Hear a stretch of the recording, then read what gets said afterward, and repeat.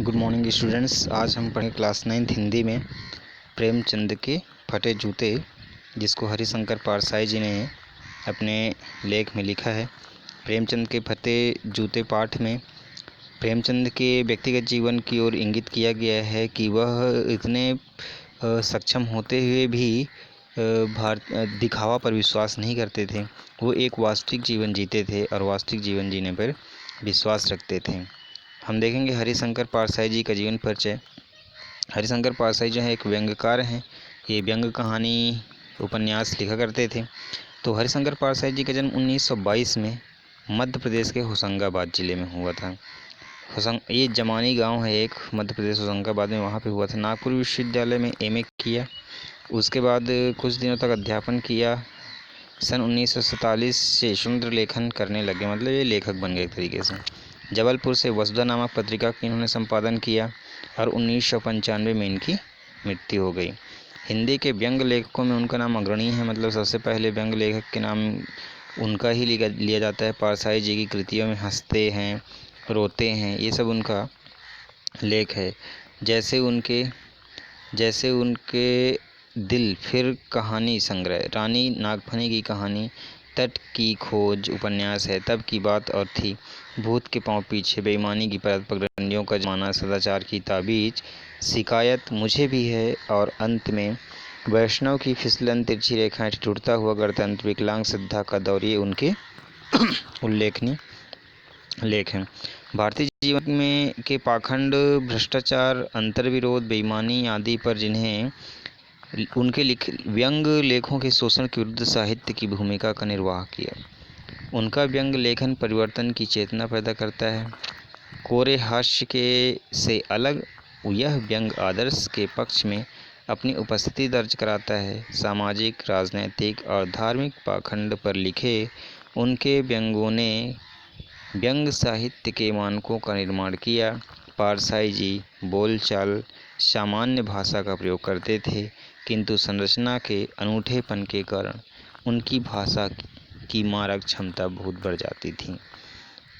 कहने का तात्पर्य कि हरिशंकर पारसाई जी एक सरल शब्दों में ही उस समय के शोषित परिवार या सामान्य स्थिति को दर्शाया करते थे, और सामान्य स्थिति को दर्शाना ही उनके काव्य रचना को अग्रणी कर देता था। प्रेमचंद के फटे जूते शीर्षक निबंध में पारसाई जी ने प्रेमचंद के व्यक्तित्व की सादगी के साथ एक रचनाकार की अंतर्भेदी सामाजिक दृष्टि का विवेचन करते हुए आज की दिखावे की प्रवृत्ति एवं अवसरवादिता पर व्यंग किया है। इसका तात्पर्य है कि आज जो मनुष्य दिखावे की ज़िंदगी जी रहा है, तो दिखावे, बनावटी ज़िंदगी या दिखावे की ज़िंदगी वास्तविक ज़िंदगी से एकदम से भिन्न होता है, जो इस पाठ में बताया गया है। आगे हम देखेंगे यहाँ पे प्रेमचंद के फटे जूते। प्रेमचंद का एक चित्र मेरे सामने आता है। लेखक हरिशंकर पारसाई जी कहते हैं कि प्रेमचंद का एक चित्र मेरे सामने आता है। पत्नी के साथ फ़ोटो खिंचा रहे हैं, और वह कब का समय है कि वह अपनी पत्नी के साथ फ़ोटो खिंचा रहे हैं। सिर पर किसी मोटे कपड़े की टोपी है, कुर्ता और धोती पहने हुए, मतलब एक साधारण किसान जैसे उनकी वेशभूषा है। कनपटी चिपकी हुई है, कान के दोनों तरफ चिपका हुआ है, गालों की हड्डियाँ उभर आई है और घनी मूछें चेहरे को भरा भरा बतलाती है। मूछ ना होते तो उनका चेहरा ऐसा लगता मानो कि वह बहुत ही कमज़ोर दिखते हैं। अब पाँव में कैनवस के जूते हैं, जिनके बंद बेतरतीब बंधे हुए हैं।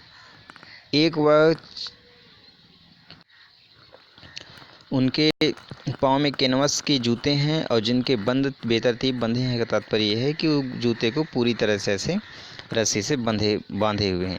लापरवाही से उपयोग करने पर बंद के सिरों पर की लोहे की पतरी निकल जाती है, और जो जूते के ऊपर जहाँ धागा रस्सी को निकाला जाता है उसमें पतला सा लोहा लगा होता है उसके सपोर्ट के लिए, लेकिन वो ऐसे बांधे थे मानो कि वह लोहा ऊपर निकल रहा हो, और छेदों में बंद डालने में परेशानी होती है। मतलब वह जो जूता था पुराना हो चुका था, तब बंद कैसे भी कस लिए जाते थे तो फिर रस्सी को कैसे भी बांध लिया जाता था।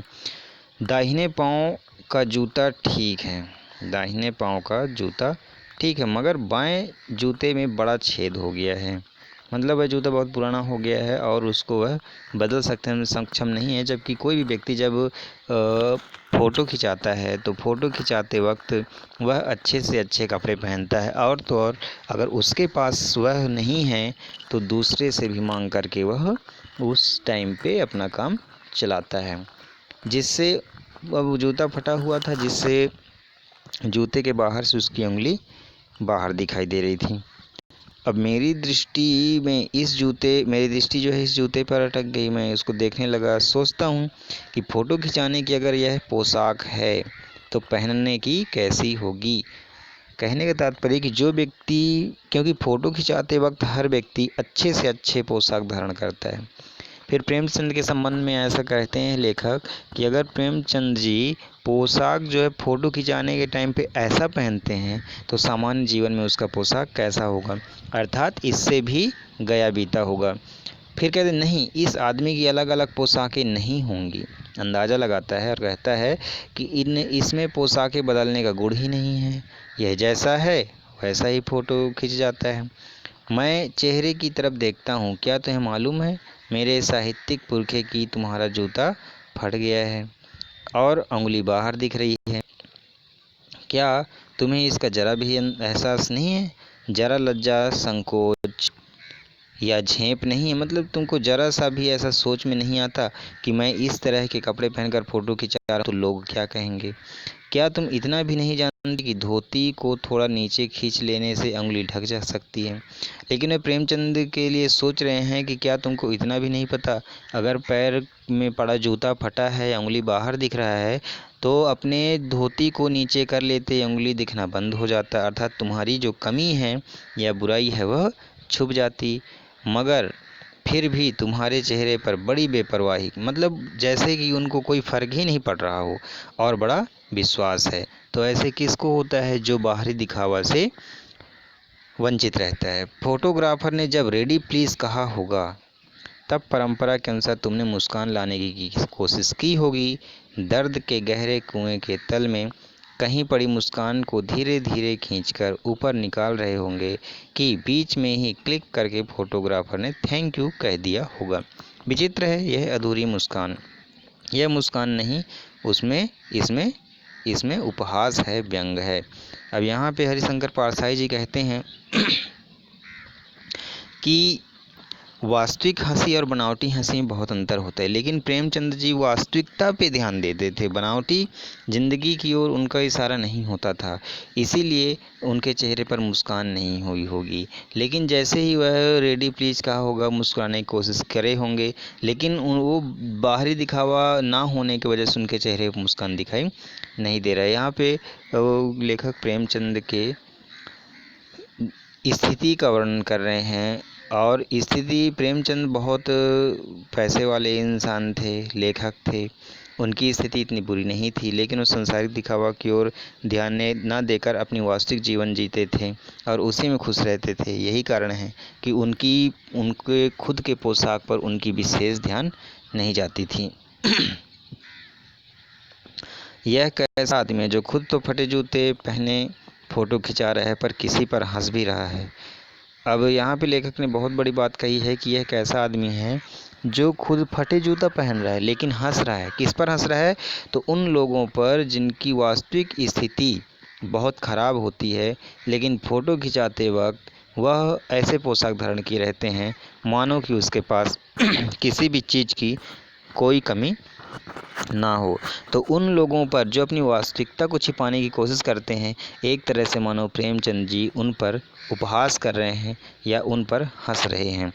आगे देखेंगे कि फ़ोटो खिंचाना ही था तो ठीक जूते पहन लेते या ना खिंचाते, फ़ोटो ना खिंचाने से क्या बिगड़ जाता। शायद पत्नी का आग्रह रहा होगा और तुम अच्छा चल भाई कहकर बैठ गए हो। जैसे लोग कहते हैं पत्नी के रिक्वेस्ट पर जैसे भी स्थिति में हो, पति की इच्छा नहीं भी होती तो बोलते हैं अच्छा ठीक है चल, तू जो कह रही है कर देता हूँ। मगर ये कितनी बड़ी ट्रेजेडी है कि आदमी के पास फ़ोटो खिंचाने का भी जूता ना हो। मैं तो तुम्हारी यह फ़ोटो देखते देखते तुम्हारे क्लेश को अपने भीतर महसूस करके जैसे रो पड़ना चाहता हूँ, मगर तुम्हारी आंखों की यह तीखा दर्द भरा व्यंग मुझे एकदम रोक देता है। तात्पर्य यह है कि ऐसी स्थिति होने के बाद भी तुम्हारे चेहरे पे कोई भी सिरकन नहीं। ऐसी स्थिति होते हुए अब अगर आपको फ़ोटो नहीं खिंचाना था तो मत खिंचाते, शायद चल पत्नी ने कहा होगा इसलिए तुम वहाँ बैठ गए होगे। अब तुम्हारी स्थिति पर मेरे आँखों से दर्द बयां हो रहा है, मेरे चेहरे में ऐसा लगता है कि मैं रो पड़ूँगा, लेकिन तुम्हारे इस चेहरे पर तुम्हारी वास्तविक ज़िंदगी का जो एक मुझे आभास छाया प्रति दिखाई देता है, उसमें मैं एकदम से अपने व्यंग मतलब अपने आंसुओं को रोक डालता हूँ कि एक ये इंसान जो अपनी गरीबी पर, अपनी दयनीय स्थिति पर भी हंस रहा है, मतलब मुस्कुरा रहा है। और उस प्रेमचंद की मुस्कान उनकी स्वयं का उपहास नहीं बल्कि उन बनावटी लोगों के ऊपर हंसी थी जो अपने स्थिति को प्रकट नहीं करते बल्कि अच्छा दिखाने की कोशिश करते हैं। तो आगे देखेंगे कि फ़ोटो का महत्व नहीं समझते होंगे, समझते होते तो किसी से फ़ोटो खिंचाने के लिए जूते मांग लेते। अब यहाँ प्रेमचंद के लिए कह रहे हैं कि शायद प्रेमचंद को नहीं पता कि फ़ोटो खिंचाने वक्त पोशाक किस तरह पहना जाता है। अगर उनको पता होता तो जूते मांग लेते किसी से। लोग तो मांगे कि कोट भी पहन लेते हैं, वर दिखाई कर देते हैं, मतलब जब वो दूल्हा दुल्हन देखने जाता है तो दूसरे के कपड़े मांग लेता है ताकि वो अच्छा लगे। और मांगे कि मोटर से बारात भी निकाल, लेकिन और दूसरे के मोटर से भी बारात ले जाते हैं, ज़रूरी नहीं है कि उसी के पास उसका स्वयं का गाड़ी हो। फ़ोटो खिंचाने के लिए तो बीबी तक मांग ली जाती है। और लेखक यहाँ चूँकि व्यंग्यकार थे, उनकी हंसी ठिठोली करना काम था, अपने लेख में स्पष्ट झलक दिखाई दे रहा है। वो कहते थे कि और तो और लोग फ़ोटो खिंचाने के लिए दूसरे से बीबी तक मांग लेते हैं, मतलब जैसे हम लोग कहीं पे जाते हैं, विदेशी लोग जब वहाँ आते हैं तो कहीं ना कहीं किसी की बहू बेटी या बहन होती है, हम उनको कहते हैं एक्सक्यूज़ मी, ऐसा करके एक उनसे हम फ़ोटो भी खिंचा लेते हैं। तो हरिशंकर पारसा ये कहना चाहते हैं कि आपको अगर फ़ोटो खिंचाना ही था तो आप कुछ भी मांग सकते थे, सामने वाला दे देता। तुम फ़ोटो का महत्व नहीं जानते। लोग तो इत्र चुपड़ कर फ़ोटो खिंचाते हैं, ऐसा लगता है जैसे कि फ़ोटो से उनकी खुशबू आएगी। अब गंदे से गंदे आदमी की फ़ोटो भी खुशबू दे जाती है। अब यहाँ पे व्यंग कर रहे हैं कि ऐसा व्यक्ति करते हैं कि जब फ़ोटो खिंचाते हैं तो इत्र मार लेते हैं, सेंट मार लेते हैं, ऐसा लगता है जैसे उनकी फ़ोटो से ही खुशबू आती है, और आती भी है, अच्छे दिखते हैं। टोपी 8 आने में मिल जाती है, टोपी जो है 8 आने में मिल जाती है। जूते उस ज़माने में 5 रुपए से कम में क्या मिलते होंगे। जूता हमेशा टोपी से कीमती रहा है, ये सही है। अब तो जूते की कीमत और बढ़ गई होगी, एक जूते से 2500 टोपियाँ भी मिल जाती होगी।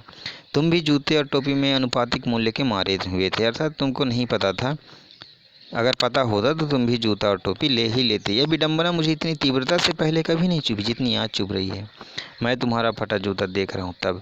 तुम महान कथाकार हो, उपन्यास सम्राट हो, युग के प्रवर्तक, अर्थात युग को बदल देने की तुम्हारी लेखनी में क्षमता है, जाने क्या क्या कहलाते थे, मगर फ़ोटो में भी तुम्हारा जूता फटा हो, ये अजीब बात है। ये सोचने में मुझे मजबूर कर देता है। मेरा जूता भी कोई अच्छा नहीं है, यूँ ऊपर से अच्छा दिखता है लेकिन अंगुली नीचे से बाहर लेकिन अंगुली बाहर नहीं निकलती, पर अंगूठे के नीचे का तल जो है फटा हुआ है। अब यहाँ पे हरिशंकर पारसाई जी कहते हैं कि मेरा जूता भी अच्छा नहीं है, लेकिन ये ऊपर से फटा हुआ नहीं दिखती, अंगुली बाहर नहीं निकलती, लेकिन अंगूठे के नीचे जो नीचे का तल है वो फटा हुआ है। अब अंगूठा ज़मीन में घिसता है और पैनी मिट्टी का कभी रगड़ खाकर लहूलुहान भी हो जाता है। पूरा तला गिर जाएगा, घिस जाएगा लिखा है, पूरा पंजा छिल जाएगा, मगर अंगुली बाहर नहीं दिखेगी। तुम्हारी अंगुली दिखती है पर पाँव सुरक्षित है, मेरी अंगुली ढकी है पर पंजे के नीचे घिस रहा है। तुम पर्दे का महत्व ही नहीं जानते, हम पर्दे पर कुर्बान हो रहे हैं। ये बहुत बड़ी बात यहाँ पे हरिशंकर पारसाई जी ने लिखा है। वह कहना चाहते हैं कि मेरा जूता भी फटा है लेकिन बाहर से नहीं दिख रहा है, जबकि अंदर से मुझे तुमसे ज़्यादा दुख हो रहा है।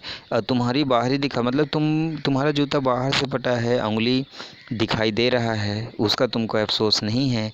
तो ये जो है तुम्हारा पाँव सुरक्षित है, जबकि बाहर से उंगली निकल रही है, लेकिन हमारा पाँव सुरक्षित नहीं है, जबकि हमारे जूते में बाहर से कोई भी कटे फटे का निशान नहीं है। तो अब इसका इसका कहते हैं कि तुम पर्दे का महत्व ही नहीं जानते, हम पर्दे पर कुर्बान हो रहे हैं। कहने का तात्पर्य कि तुम अपनी वास्तविकता को छिपाना भी नहीं जानते, अपनी कमियों को छिपाना भी नहीं जानते। जिस वास्तविकता में हो वहीं सामने आ जाते हो, लेकिन हम अपनी वास्तविकता को छिपाने की कोशिश करते हैं। लेकिन और पर्दे पर मतलब पर्दे हमारी कमी सामने वाले को ना दिख जाए, इस पर हम दिन रात लगे रहते हैं। तो ठीक है बच्चे, आगे जो हम आगे जो पढ़ेंगे वो अगले क्लास में पढ़ेंगे। आपका दिन शुभ हो। धन्यवाद।